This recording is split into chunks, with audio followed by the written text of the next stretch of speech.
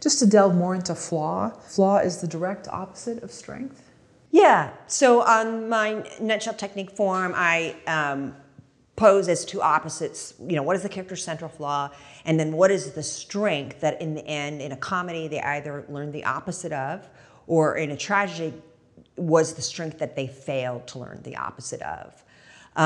One thing I noticed, sometimes if it's a hard time, so people have multiple flaws. We don't have just one flaw. But typically they only learn one thing. So sometimes when I'm working with a writer and they're having a hard time identifying, what is the flaw? Is it insecurity? Is it lack of self-worth? Is it, we might bat about a couple things.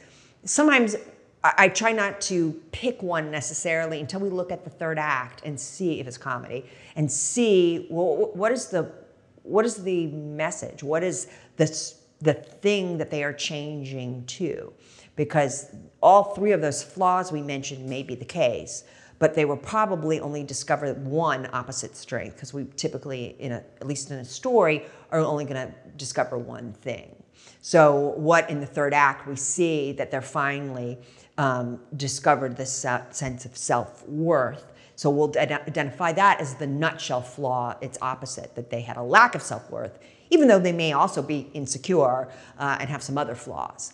But you want to ultimately, when you're using the nutshell technique form, you want to phrase those as two direct opposites. And they should be direct opposites.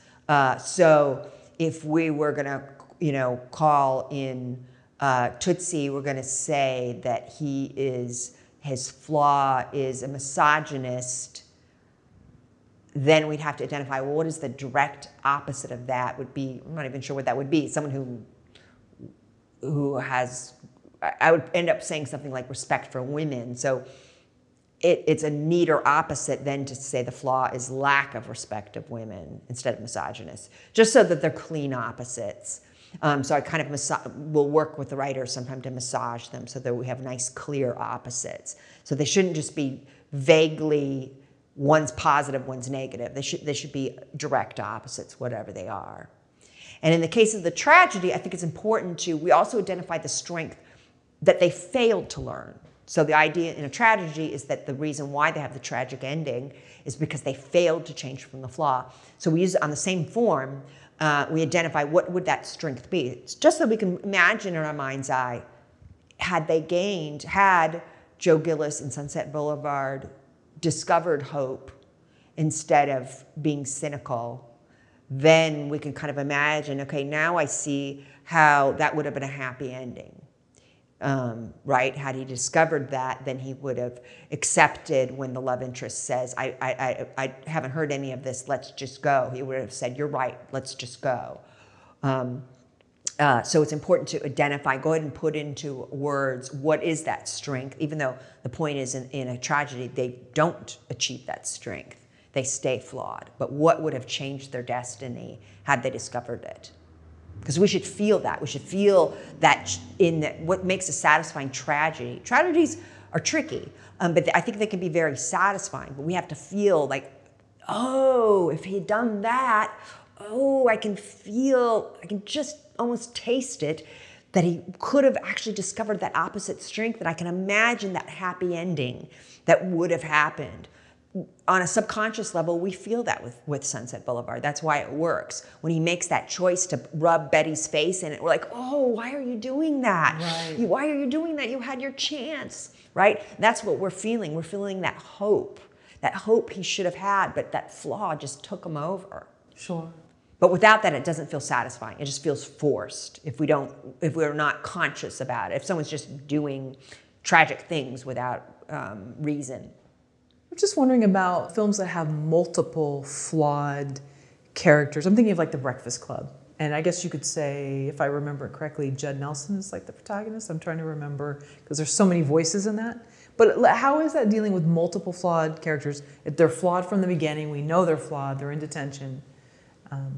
How does that work?